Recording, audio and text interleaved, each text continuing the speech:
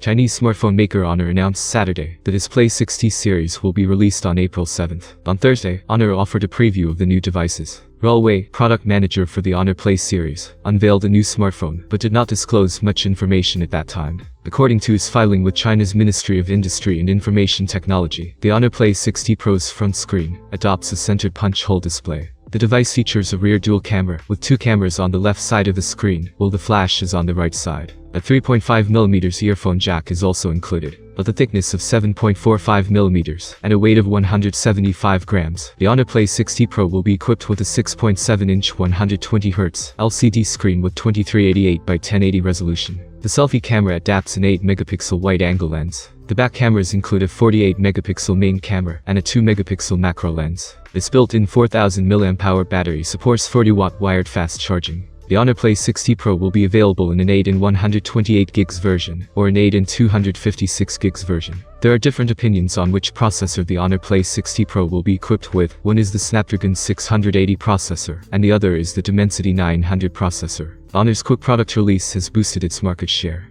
According to data by Counterpoint Market Monitor published in February, in Q4 2021, Apple's market share in China was 21%, while Honor's market share was 17%. The latter has now risen to second place in the Chinese market for the first time. Honor's CEO George Zhao said that despite a shortage of computer chips in the global market, Honor would continue to invest in the global market and increase investment in products, marketing, and R&D. Many chip suppliers now invest in more projects for enhanced delivery. He predicted a doubling in the volume of global sales for Honor in 2022. Thank you for watching this video. I appreciate every comment from you. Subscribe to the channel. See you soon.